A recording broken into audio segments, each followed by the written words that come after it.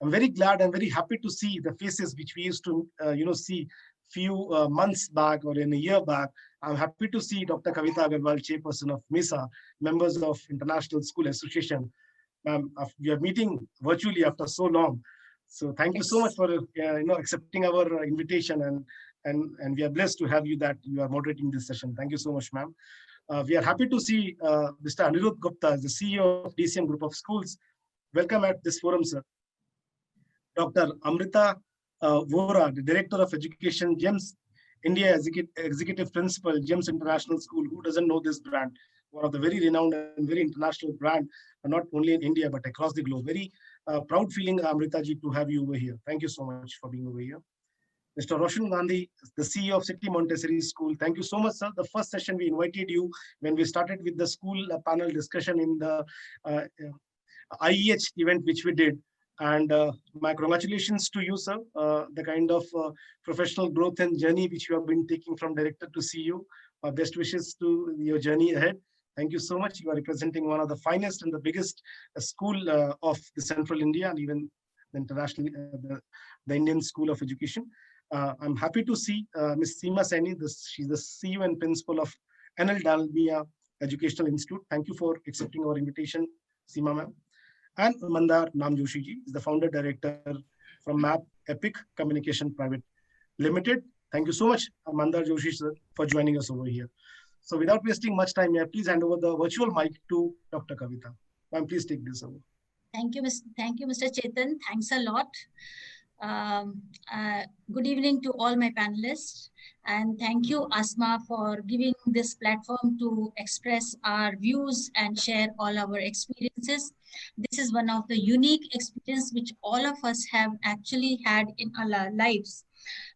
So far in our entire education career, or maybe in the lifetime, you must have never seen this kind of journey of 8 to 9 months which we have gone through, and it was absolutely shocking and a new turning in our life. So yes, with all our experiences, we emerged to be new leaders and new creators. So I welcome all my panelists, Dr. Amrita Vohra, Mr. Roshan Gandhi. This is the second time I'm meeting him. Mr. Mandar and Seema Saini. I think I happened to meet you in person also. So Mr. Anirudh Gupta. Today we are going to talk about that how the schools are going to shape up after COVID. So in earlier discussion, I have heard that panelists were talking about the preschool scenario at present condition. The preschool, the middle school or the school scenario is nothing very different, but it is little bit one up notch higher. We start with when we on 23rd of March, when we had a sudden shock and everything was shut down. The parents were shattered. The students were in a great dilemma and confusion. What's going on? What is happening? What suddenly happened? Teachers were totally in chaotic mood, and with my experience, I can see many teachers had actually given up. Ye humse nahi hoga. And the school was wondering that from where to provide the digital infrastructure to the education community. So we have crossed all these hurdles, and gradually within some weeks we all were very much comfortable, and we all found our ways, we all found our means, and the education went on. The show must go on, and show went on. So it was, you can say, a learning experience for the students, for the teachers, for the parents, and for the schools too. But suddenly switching over from the physical environment to digital platform were really very much resistant task for the entire education community. The teachers had no training, and they were saying, how can we give the lessons? Parents were saying, कि क्या मेरा बच्चा screen पे पढ़ सकता है? How it is possible? And the school says that we don't have that much of bandwidth or the teachers had we don't have the gadgets, we can teach on the mobile. How much we can teach from the mobile? We as leader, it was very difficult for us to channelize everything, bring them into nutshell, and deliver the best products to the students. So we have crossed a lot of difficulties and milestone, and eventually now today is the scenario that teachers are happy with the digital platform, parents are happy with the digital platform, and students are also happy. And with my experience, teachers do not want to come out of their own space, and they are very happily delivering the best of the lessons from home. But yes, we have to, we are waiting to hear the, बच्चों की किलकारियां सुनने के लिए.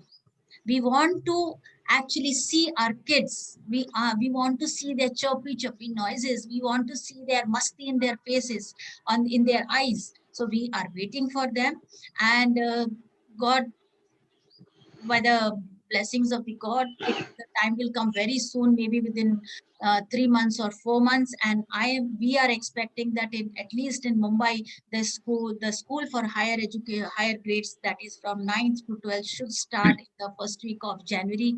Otherwise, exams are going to be a big problem.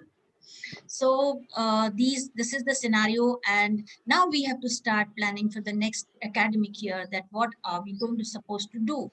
Now we are so much ingrained and habituated with the gadgets and the screen, so automatically it is coming into our routine work that this much is physical, this much is virtual, this much is physical, this much is virtual. So now to channelize everything and not suddenly wean away everybody from the digital platform to the physical and physical to digital, it is a challenging task. We all need to be prepared for it. And we have, everyone has different plan for the physical reopening. So I would like to now ask my panelists to request them to share their point of views and their planning, that how they are preparing their school for the future when the COVID scenario is getting subsided and we are free to move around. And also I would like all the panelists to please give you a brief introduction of some minute, and then you start with. So I start with Seema. Seema, you are handling such a big group of schools. You have higher education with you, and you have primary level education and pre-primary. Everything is with you. So what are your plans, and how have you conveyed it to your leader for the future education? Thank you, Kavita ji. Thank you so much. It's a pleasure to be here today on this platform. And as you rightly said, our school has right from playgroup to doctoral program. So from KG to PhD, PG and PhD. That's the kind of journey that a child would go through. And as you rightly said, 22nd March, 23rd March, and without batting an eyelid, we had to just move on. And if I would believe, and I say so, that human beings have been designed to adapt themselves to the changing environment quickly. It's not just the survival of the fittest. I would say it is the survival of the smartest and the quickest. So how soon can you take on the responsibilities and rise to the unprecedented challenges that COVID-19 brought in was the name of the game, I would say. We at that point of time, we didn't think of it as I'm speaking right now. It was that we thought it's probably 15 days, a month, 2 months, but we need to, it's a Chinese virus, right? So it's made in China. It would go off as soon as it came in. On a lighter note, that's as lightly we put it. And we took on to our ERP systems that was existent, to our online, we were doing digital classrooms were always there. So we were working on some of the flipped classroom approaches and some things which our teachers took on very smoothly. And they took it on very smoothly because we thought, why waste time? There is so much that is packed into one academic year. There is so much that needs to be done in one academic year. So why waste time? At least the academic part can be taken care of now. And then because education is holistic. When you talk of education, it is not just academic, it becomes social and mental and creative and lots of factors, physical, and a lot of factors come into being. So we just started off with the academic aspects initially. thinking that, oh, activities and co-curricular cannot happen online. So I'm talking with the school in mind right now, because we are on the school, this particular forum or platform is for the panel discussion is for school education. So immediately we started off with the academic aspect, but gradually we realized that you can even bring in all your other activities in some form or the other, and teaching and education can still be holistic. And we started introducing those programs. Focus was very much on concept, but definitely we had the interaction to be integrated. We realized one thing, that all the training that was happening in the school year after year, our workshops, our training programs that were conducted annually and on weekends, Saturdays, like we follow the CPD method, the continuous professional development, very smoothly, we could use all of that. And that is why seamlessly we could take it on. Otherwise, Google Suite and all of these coachings, or training programs we had done for our teachers 2-3 years back, and they were not using it to that optimum level. It was only the higher classes, the ISC level, or the 11th and 12th, 9th onwards, who were more adept and who were using this much more. The junior teachers were not using that as much. But when the COVID came in and we had to go online, all of that happened very smoothly. So like I said, I believe that this virtual teaching is an absolute necessity and is here to stay. The other day, I was in a panel where I heard that because this vaccination, definitely we know it's not for people below 18 years of age. So a vaccination has not yet been made for children from the age of 0 to 18. And it would take another 2 years probably for that to come through. So do you think our schools would be, they are without children right now, but education is on. We've not stopped education. So, and this needs to continue. We cannot stop that. How are we going to be doing it? I think as we are growing, we are evolving. And we understand one thing very clearly. Man's mind, once stretched by an idea, will never regain to its original form. So the dimensions keep changing. So now we are going to be with this form in a blended manner, in a hybrid manner, as some of them used the word. I would call it blending it. Now, blending online and offline, again, we have to think in two phases. It's if we maintain the social distancing, we call only half of the students to school, and half of them would be online, and half of them would be offline. So blending it this way, as well as blending it with a flipped classroom approach. Some segments of your academics go online and some segments go offline. So that's going to be the norm of the, once things begin to normalize, we will never be what we were. I remember every panel or every conclave that we would go in, people would talk of 19th century curriculum, 20th century teachers, 21st century learners. We've been hearing it so often, but this is changing. This is definitely changing in a way now. There is nothing to fall back on, because there is no past history showing us this kind of, coming to terms with this pandemic with education. So this has to be done with a different viewpoint. And that is going to be your blended approach, your hybrid approach in education. Yeah, so I would leave the platform open to others as well, or particular questions coming from you, and be a pleasure to take that.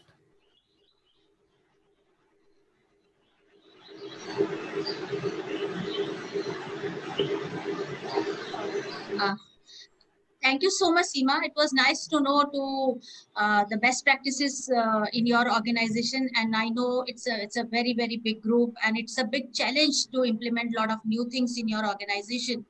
But as blended learning is a future, and we are going to face a lot of hurdles to adapt this blended learning, because once the parent is paying a fees, he is expecting that the child should be getting 100% actually the face-to-face program. And not only the academics, even the co-curricular part they should be getting. Otherwise, all of us are facing the same problem, that parents are not paying the fees and the schools are struggling financially. So I would like to ask Mr. Roshan Gandhi, who also is a CEO of chain of schools of City Montessori, and there you have got a large group of school children. So do you think that how these parents and the teachers and the students are going to adapt to blended learning, and what will be their point of view towards the blended learning? Because catering to a large group of segment, it's a real challenge. Over to Mr. Roshan Gandhi. Yeah, well, first of all, thank you so much for having me, and great to see all the respected co-panelists here today. Really important question. I personally feel that the acceptance of the idea of blended learning has already happened amongst our school leaders. That's the feeling that I'm getting. I think there's a strong understanding that this is here to stay, that this is actually important, that this is effective, that this is powerful. I think they actually like it. And so I think the acceptance has been quite natural as a result of everything that has happened. So now the question is, how do we disseminate that acceptance to every teacher and to every parent?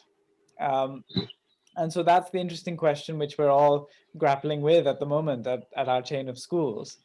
And to some extent, I almost want to say it's not my job to answer that question. And the reason I say that is this, that in order to define the right model of blended learning, a lot more experimentation needs to happen.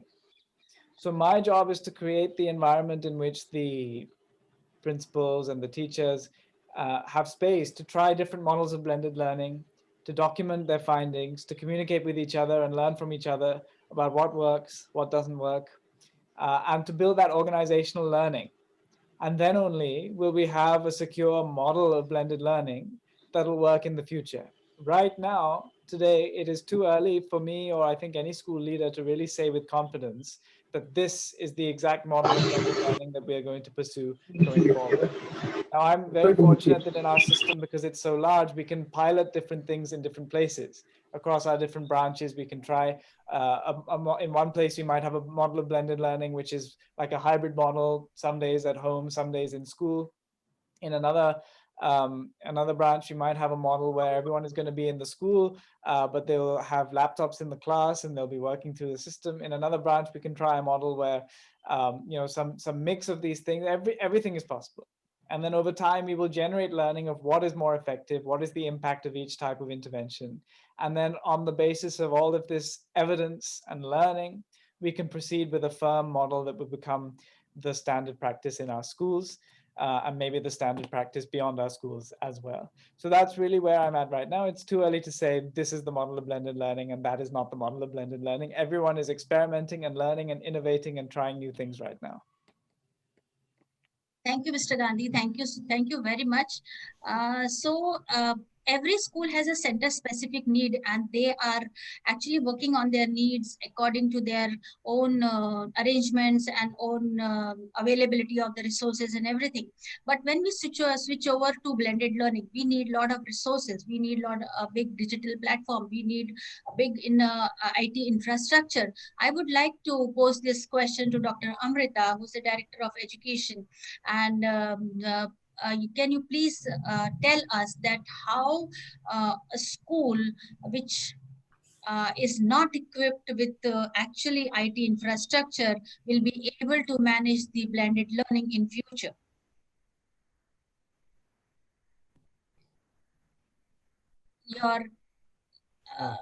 Please unmute. Yeah. Thank you for the question, Dr. Kavita. And thank you, ASMA, for providing this opportunity to all of us to deliberate here. And thanks, my fellow panelists. I think I agree with a lot of thoughts that have already been shared by my co-panelists. Very pertinent question again. If there is no technology available, how does a school manage? That is going to be a challenge, definitely. Well, we'll see two kinds of scenarios. One is, I now say it's no longer the age of roti, kapda and makan. We have now moved to the age of roti, kapda, makan and internet. It's not only education. You think of our lives every day. and not just after the pandemic, but also right before the pandemic. I think the digital divide is a very key concern. It's not only when it comes to education, but in a lot of arenas of livelihood today. That access has to be provided. It's a much larger question than education. In schools where there is no technology, I am sure even today, and I know many friends of mine, because I've also had the privilege, thankfully, to work with some of the CSR projects that the organization has, and some of the government projects and so on. So with private schools and also those where in very small villages in India, a lot is happening. In fact, sometimes a lot more is happening on the side of relationship building, because the relationship and the bonds that a teacher and a student have are here to stay. I think there was a lot of talk before the pandemic about, the robot teacher is there and will the teachers be replaced one day by some sort of technology and so on. At least one thing that's become very clear to everybody after this pandemic is that the one most important person is the teacher. No school is better than its teachers. And at GEMS, we've always firmly believed in that, and the Varkey Foundation. And this year, we all can be very proud that a Maharashtrian Indian teacher has actually won the Global Teacher Prize. So when there's no substitute for a teacher, anything and everything in a child's education, apart from lots and lots of things which will have different effect sizes as per so much research that is there, will be possible in so much that we do. But what is one of the most topmost things is a passionate engagement with learning, which the teacher makes happen. And we will see, we've all seen earlier and we've all seen now, that what's evolving, like human beings evolve, education must evolve too. And what's evolving today, I think after the pandemic, has evolved the 21st century teacher. You have them here. We've already grown one full generation in this century. We've been talking about the 4 Cs and so much more, the 21st century skills and all of that since so long now. But now is the time when genuinely education became self-directed for the child. When genuinely, probably for the first time, learning was student-centric. We've been talking about student-centric learning and in CPT programs and systems, but here was a situation where teachers were saying, okay, now how do I discipline this guy? Now I have no control. Well, we didn't need control. The whole idea is that when we talk about student-centric learning, and if we've been able to do it here, and if we've been able to match this challenge, which in a lot of ways many of us have, I think that's the beauty. That's going to stay with us. And Gurgaon in particular, where we have a lot of schools, and my school that I'm running is here.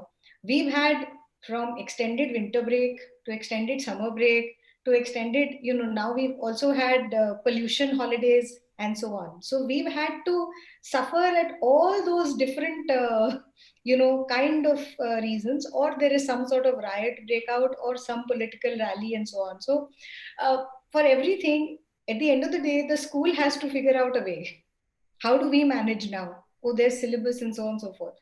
Now we know. Now at least we know the way. It has to be hybrid. I think every parent here. So I think somebody talked about acceptance. Roshan said a very key thing, that there's a lot of acceptance among school leaders. But what about acceptance among parents and acceptance among teachers? Well, honestly, I'm seeing a whole lot of acceptance among teachers also, because they are seeing the advantages. We were trying for ages, but for the first time, teachers have realized the advantages of using data. Just check our internet, na? Yeah. So we're realizing for the first time the advantages of using data. And I mean, teachers are using data. Teachers are genuinely talking about it and saying, no, I figured in this, and at a snapshot, I got this after I tried this app and so on and so forth. So now I'll reach out to this child like that and so on. Earlier, We were probably trying to get them to do these things, encourage them, motivate them. Now it's working the other way around. So that's the beauty of it. I think one of the ways CPD worked in our schools is that with joint practice development, every teacher was really teaching the other, and everybody was learning. Teachers moved from being sage on the stage years ago to what we've all been calling facilitators since quite a few years now. Now we are all co-learners. Now it's no longer facilitators also. That too has changed. So yes, it is already hybrid, and we are all exploring different ways. In our schools in Dubai, the hybrid model has been on since a while, and a lot of action research has been on since a while, and lots has already been done, and it's working well. Even in Gurgaon, for a few days, schools opened, the government allowed. With parent consent, we had, with social distancing, we had a few children in the class and a few children on the screen for the teacher right there. And the class was, so we had certain sample lesson plans. This one will work, no, this way. So we did a lot of all that. And we now have something that works ready, and everybody is very excited about it. There will be always apprehensions. There will be always change management required. And we'll do it, I think. And this is only going to go forward and get better.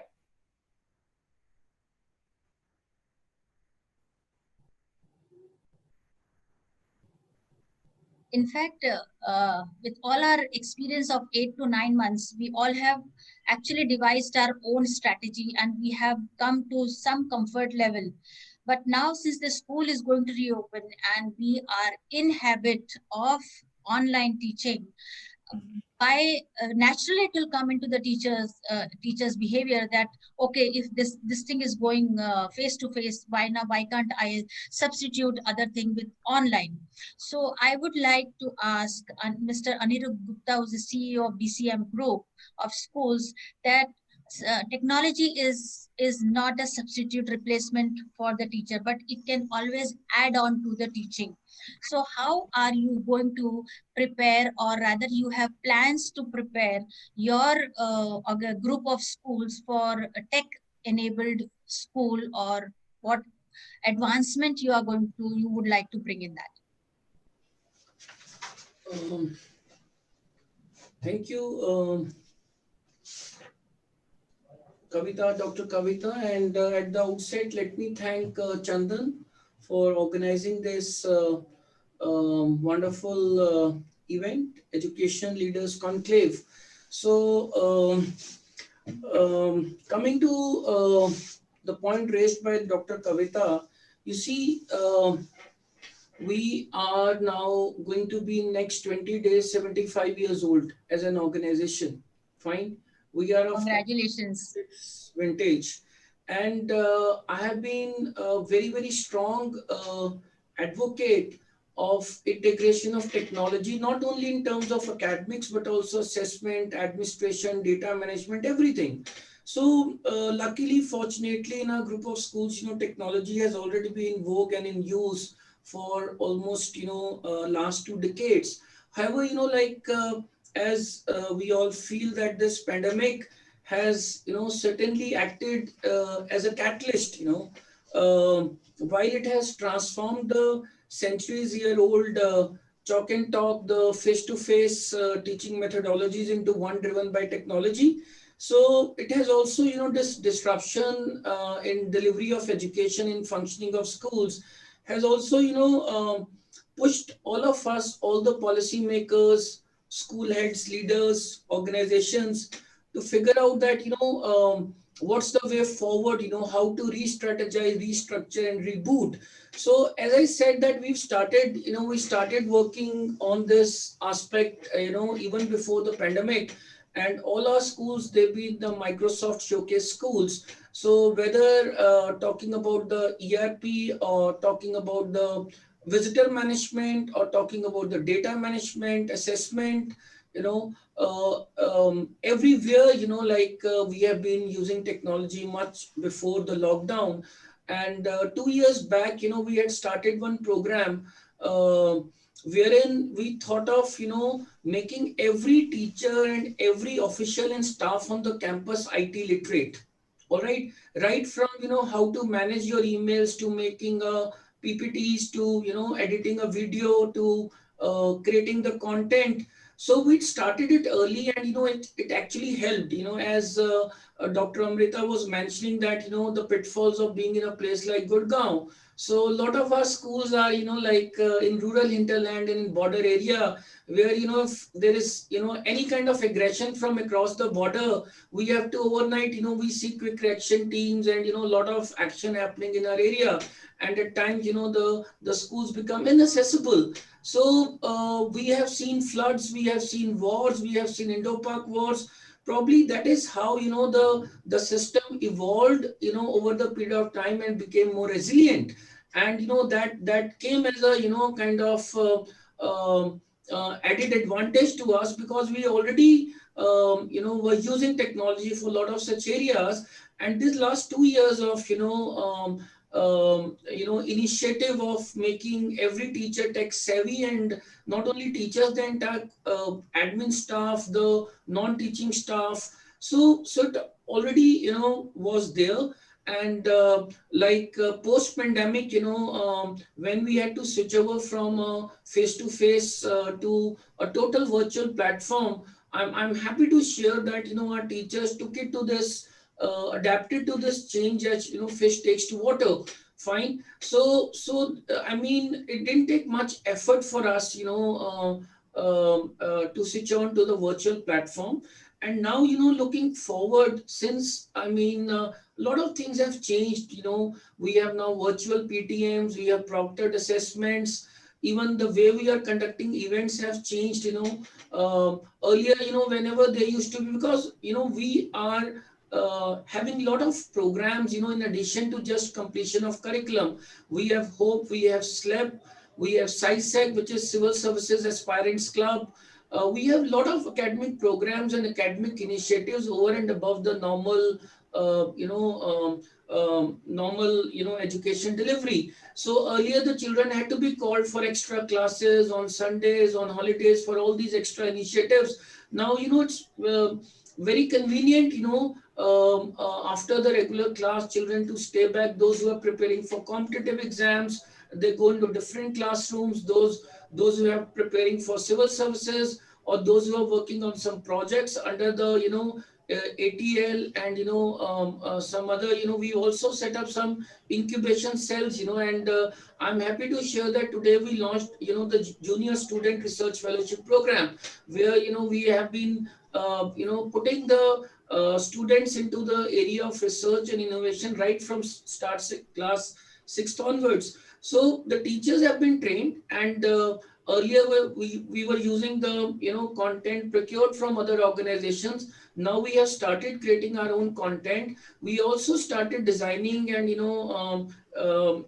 kind of setting up of our own ERP system, our own assessment system, and Microsoft tools, Note, OneSway, we were using earlier also. Now for different aspects of education, like, the appraisal of staff, so we are using Google Sheets extensively. Whatever our teacher is doing, at the end of the day, she just updates her Google Sheet, and right from the coordinator to the vice principal to the principal and somebody sitting in head office, they can easily see and monitor, and it's also very convenient to have the class observations. Physically going to different classes, earlier was a challenge. Fine. So a lot of class observations are happening, a lot of remedial action program has been. So this pandemic, my heart goes out to all the people who have suffered physically, financially, health-wise. But otherwise, I think, this pandemic, as far as K-12 education is concerned, it's been a game changer. I mean, what we were not able to achieve and push in the last so many decades, things are now happening on its own. There's a greater acceptability and adaptability. So earlier, to ask the teachers to attend some webinars and, some seminars and, some training sessions, I mean, it really used to take effort to, make them attend those seminars and those, sessions. But now, I mean, they are happily attending all these online webinars and training sessions, and they are really upskilling them. And we have very, very carefully conceived and, drafted, as we are talking about the capacity building programs. And I'm happy that, our teachers in the last 6 months, they've really evolved. I keep interacting with a lot of them. They're really happy, and the only aspect, what is troubling teachers, students, and everybody, that now they just want to come back to the school. I mean, fine, the education will continue in the hybrid mode, and like which has to be a concoction of chalk and talk and the virtual education. But everybody is yearning to come back to the school.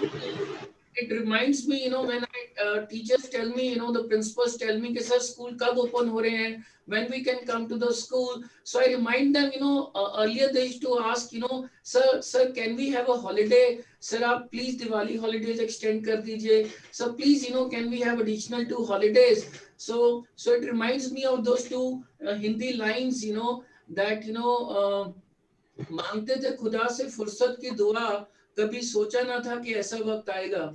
So everybody is now just looking forward to come to the school, and I'm happy that we are all set.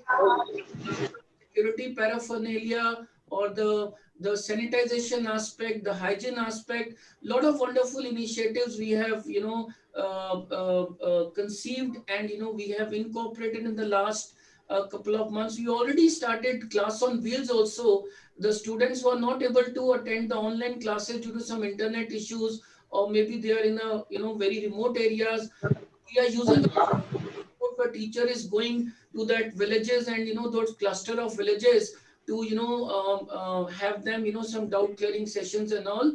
So we are very, very happy that like things like coding, artificial intelligence, design thinking, lot of things are happening. And I think all said and done, pandemic has really accelerated our technological growth, I'll say. Thank you, Dr. Kavita. So good to hear from you that there are a lot of things have gone in planning, lot of efforts, energy, and thinking, rethinking, everything has gone into planning. Now, hearing all the panelists, I feel that we all are from the background where we can, our schools or our managements can actually afford the resources, and they can actually cater to the need of the hour. But what about the schools, those who do not have this digital platform, they don't have internet connectivity, they don't have resources? So I would like to have the views from Mr. Mandar that there is a digital divide witnessed across the country. So how schools will tackle it? Because we all have resources, we all have gadgets, we all have trade hats, but there is another segment of the society which is actually deprived of. So what suggestion or what kind of a point of view you would like to express on it? Thank you, Kavita madam. Am I audible? Yes, yes.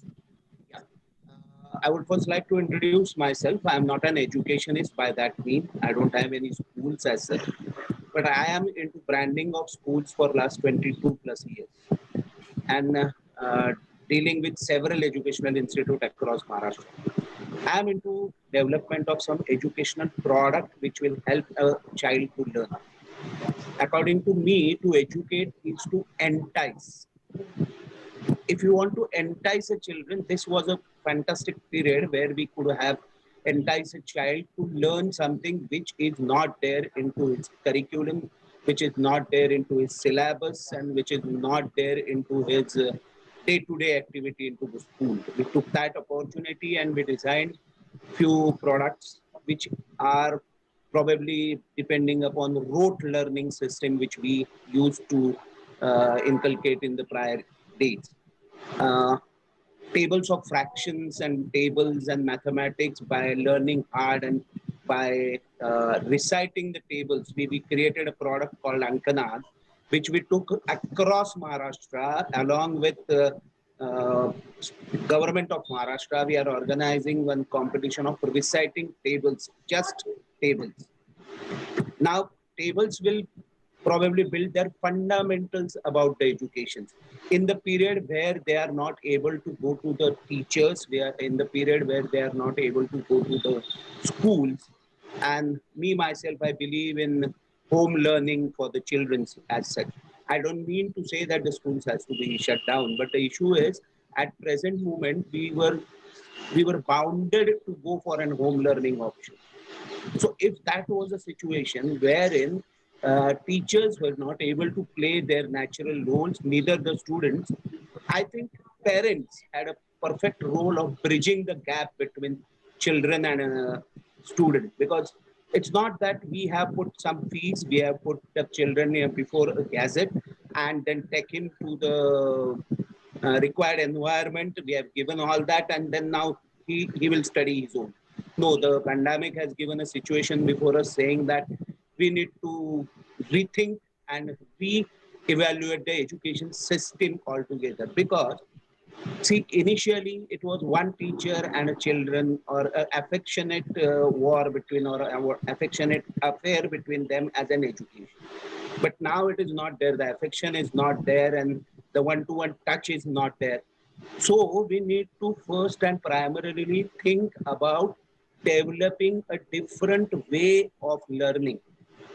We need to think and plan about a different syllabus altogether. The syllabus or the structure or the evaluation pattern which comes after the syllabus, all that has to be rethink, revised, if we have to have technology in future. Because at present moment technology is taken as a stopgap arrangement between the pandemic and the school to reopen.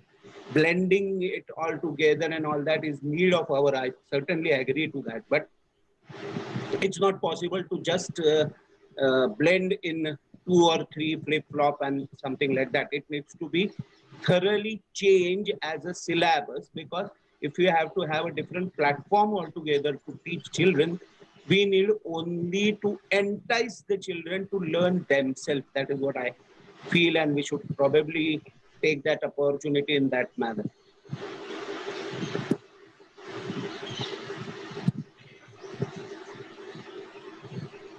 Thank you so much. Your about your experience and vision for sharing these small things and replacing the traditional method with the digital technology. Now, I would like to ask each and every panelist to tell us in 2 to 3 lines that what is your vision about technologically abled classroom, or you're planning for another 3 years, because we are just finishing our COVID era probably, and after that there are going to be a lot of thinking and rethinking, redesigning and creation, and we are going to actually follow absolutely new scenario in the education. So according to you, what it will be within the 3 years of time, because these are the most crucial times, and the entire future of education depends on this particular change. So, Seema, I would like to share your views first. Yes, thank you, Dr. Kavita.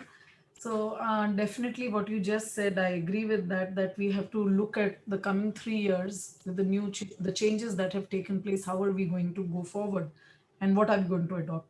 I believe that we just resonate with one thought, definitely, that learning cannot be restricted to just the classrooms. It has to go beyond the classrooms. It has to go beyond the curriculum also, because when we say education is continuous, and that's the basic premise of any progress, in whether in family, in society. So how do we continue this in a way when everything is remote, or when even when we come back and we are blending this approach together, how do we ensure that we switch over seamlessly from online to offline, to blending it, to flipping it, to all of those terminologies that we have used? How do we incorporate the whole thing together? I think adaptive teaching is extremely important. That is going to be one word. Teachers, I don't know, my internet connection is a little unstable, but I hope you can hear me. Yes. Yeah, yeah, you So, already. as I was saying, adaptive teaching is one way where teachers will have to gauge how much of learning is happening and to then individualize or personalize the learning, though we are remote or even when we come together, because the teaching has to be concept oriented, which we do even now. But we have to tweak all of that in this new scenario where teaching learning can become more adaptive. We also need to look at various psychological aspects of children, where counseling has always been there in school. But I think now what we ended up doing, which I think we need to look at it in a different way and bring it on, sessions for our parents where behavior can be managed of children. Because like one of the panelists mentioned in the earlier panel, or was it here only, that now parents are also looking at their children. How focused are they, how much are they, how attentive are they, how much are they participating in the learning process, how much are they able to learn. The micro aspect of the learning process is what parents are visualizing or looking at when the children are learning. So certain tips for parents as well, counseling, giving back to the society. Now, Kavita ma'am, you had asked a previous question of how do we bridge the digital divide, which I think we need to understand. We are probably privileged, we are fortunate, we are in the urban areas. We have children coming from families where resources are available to them and things can get managed. But that's not what the entire country is all about. So how do we bring that in our students, in our children, whether it's their tablets, their old gadgets, their devices? How do they give back to the society that we can bring in all of that together? You rightly mentioned Global Teachers Award going to a teacher from a municipal school, a Zilla Parishad school in rural Maharashtra, and how that teacher was innovative, using the best practices or finding, being motivated, being engaged, having that zeal is important to innovate and to find a path forward, which the teacher did, Mr. Ranjit Singh, the teacher who won the award. He did that, whether using the QR code or whatever. So even if the digital divide may be there, I'm sure at the government level, some infrastructural foundation is being laid. And we are fortunate in a way that, okay, our telecommunication networking is growing and has reached even remote places. And because of this telecommunication change that happened, a wave that had come a couple of years back, more and more people have been able to join in. If a concerted effort is put in by each one of us, even this divide can be bridged. And if this divide, it's going to be another I think year or 2 years before everything will be seamless. I think for the country to be there, a lot needs to go in. But if each individual does that, if that is possible, take it as my social responsibility rather than the corporate social responsibility. And then probably we'll be able to bridge that divide for the entire country. As for us in our schools, teachers will have to refine again, reboot, we have done that, but refining our processes, have adoptive and adaptive technologies and processes, I think that will pave the way. That's what are my 2 bits on it. Dr. Kavita, I'm sorry I'm intervening here. I have another meeting in next 5 minutes. So I Sir, just want to add on to what Ms. yes. Seema was saying. Number one, the cost of technology is coming down. Fine. And I think between the have and have nots, it won't be much effort to like whether I'm talking about the cost of internet or the cost of equipment. So that should not be much an issue. Subsequently, the government is also chipping in. Government is mindful of the fact that how to bridge this digital divide, and a lot of now free resources, open resources available in the market. Most of these platforms, they are free of cost, and a lot of organizations are chipping in to help the schools and help the students, with socio-economic disadvantaged group. Like, one of our friends, Sonu Sood, he has been helping a lot of students, getting gadgets and, all those things. And under the NEP also, and otherwise also, even the schools, which have this kind of infrastructure and which have the, financial bandwidth, they've also been asked to, help the other schools and adopt the other schools and the children, those who do not have access to technology and the gadgets and the equipment. Even, we can train their teachers, we can adopt such schools, and we can, reach out to such students also. Maybe we can, have some additional gadgets, which some of the families they have, and we can have such programs where they can donate those gadgets, and we can, get them refurbished, or we can get new gadgets and provide them to the schools. So a lot of options, I'm sure, will evolve over the period of time, and ultimately, as we all believe, it's digitize or perish. So I think, this by end of 2024, I was reading certain data that more than 90% of the Indian households will have the access to internet and mobile phones. So it's just a matter of time. I think, technology is the need of the hour. Technology is the future. This issue, which we have at the moment, is going to be sorted out very soon. And in every village, a remote village, every school, the government, like in Punjab, the government has already made 500 schools as smart schools. Fine. So a lot of efforts are on the anvil, and I'm sure that technology will reach out to every single child and every single school in the length and breadth of the country. Thank you, thank you, thank you, all of you. Regards. Thank you so much, Mr. Anirudh Gupta. You're running short of time, so uh, we no, you can. I think you can take your time. I don't stop you. Thank you, Chandan. Thank you Thank very you, much for Kavita. your presence and sharing your views. So now I would like to request Dr. Amrita Vohra said if you can share your views in quickly, so we can sum up the whole event. Thank Yes. you, Kavita. So like many of my panelists have said, technology is here to stay. And there is also a question that somebody has put in the chat box. So I will try and answer both the things. One is, this is for the first time that education has genuinely transcended space and time. The idea of distance, space and time, it is transcended. We, in so many ways, have seen that this pandemic, although very painful in multiple ways, is also actually an opportunity which has shown us so much and radically transformed so much, right? What has happened is, just one example I'll take, that during this last year, my children have experienced more than 136 other schools in student exchange programs, because things are virtually possible now, right? Earlier we were doing it, but it was tougher, and you had, as a parent or as a school, hundreds of things to consider if the child is physically going from one place to another. And there was a cost attached. Now this is free of cost, this is possible, and this is so beautifully happening, and the world is a global village, and this is how it is going to be. It's only going to get more complicated than this as far as the world around our children go. Think of 50 years from now, or even 20 years from now. What is their world going to be like? Are we really preparing them for that, with just still continuing in the 19th century ways of working? So what is important for them is to build this cross-cultural empathy, not just empathy for here and now, but cross-cultural empathy, and genuinely build empathy.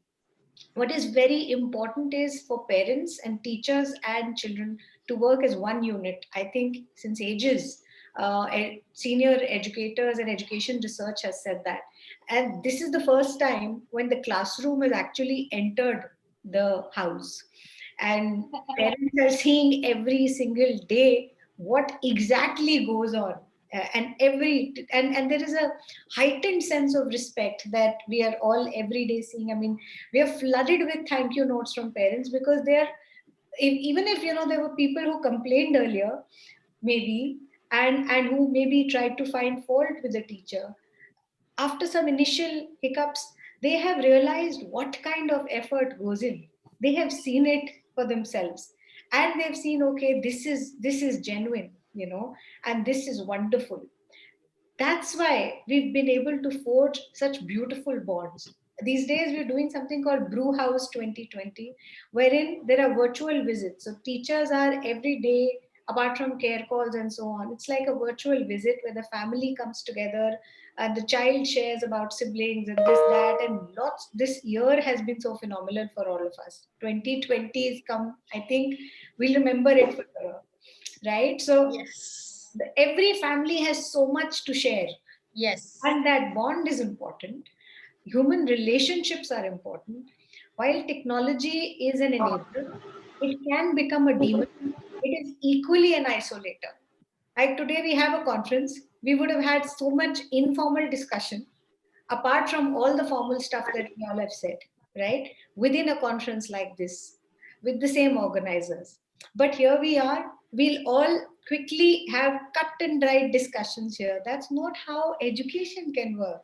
So, the most important thing that I'm proud of today is that even my pre nursery child or my nursery child, if in a normal school day on a Sunday they would nudge their parents, आज school क्यों बंद है, वो अभी भी ये school ऐसे virtually चल रहा है फिर भी वो बच्चे बोलते हैं आज आज मेरी मैम क्यों नहीं आई इधर, आज I'm missing her.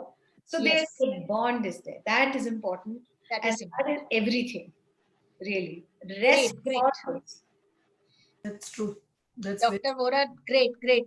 Very, very enlightening experience and enriching experience. So a pandemic is like, can be, it's a history now. It will come in the books. Mr. Mandar, in 2 sentences, how will you sum up everything? Yeah, this pandemic has provided us to give a different thought, different way of thinking. Am I audible? I'm not supposed. Yes. Yeah, okay. So it has provided us the educators, because children are there, they don't have any thought of educating themselves. It is we who want to educate them. So this has given a very different way and different approach altogether. We should take this as an opportunity. As long as haves and have not, we should at least plan to have some kind of remedy for the have-nots, because every time it's those who have can get everything and those who don't have are always deprived. But there can be certainly some remedies. Along with the government of Maharashtra, we have taken one initiative of reciting, which I just now said. And we have got a fantastic response from the nooks and corners of Maharashtra, right from Chandrapur to Konkan, and where we are not supposed to get the connectivity and all that part even. But children are participating in receiving the fundamentals and tables and all that. So we need to at least think of consolidating their fundamentals in this period where we are facing and we don't have an alternative designed to get accustomed with. So till that period, we should at least focus on the fundamentals of the education, and then probably with some new policy, because again, the NEP which is coming is designed with the same pattern, one-to-one and a classroom pattern. So it is not directly with the... So with technology, we can do wonders. With technology, we can reach the remotest place. So we can say that technology, actually the pandemic has given one gift, that is technology. Right. Am I right, Mr. Mandar? Yeah, one gift which we all have received is a technology, and the actually real world has come into classroom through VR, AR, and also with various apps. So now the future learning will all be blended learning, and future learning will be more realistic. Future learning will be more meaningful for the students, and the responsibility and accountability will be shared with the parents, with the school, and with the teachers, and with the mentors and the students, everybody. So with this note, I would like to sum up the entire discussion, and I thank all the panelists for giving their wonderful experiences and the discussion forum and panel. Thank you so much, panel, and thank you so much, ASMA, for a great platform which was really fruitful, and we all could share and learn that how the world is going to be in near future. Thank you so much. Thank you. Thank you. Ma'am. Thank you so much. Thank you. Thank you. Thank you so much, Kavita ji. It was and thank you, Asma. yeah. A lovely moderation, Kavita ji, done by you, and Thank you. quite justice to the topic which we have selected for the day is how technology can bring about a few age school education. So much of there is to talk about. 40 minutes, 45 minutes, or maybe 1 hour is not a a right time for I'm this. really sorry to cut short Mr. Mandar because of the time constraints. I'm really sorry. Right. No issues, ma'am, but I am Absolutely. always welcome. I am always available to discuss about this because we need to plan something which is fruitful. Sure. So thank you so much for joining us over here. Thank you so much, Kavita ma'am. Anirudh Gupta ji, he has to leave early. Then Roshan Gandhi, he has to leave early. Dr. Amrita ma'am, thank you so much for joining over here. Seema Saini ji and Mandar Namjoshi ji. And my best wishes, Namdar ji, for the kind of innovative work which you are doing. And my best wishes and all the best for your initiatives. I think the kind of highlights which you have laid today would be something productive and useful for the educational institutions, and they'll be reaching out to you for the same. Thank you. Thank you so much for joining us over here.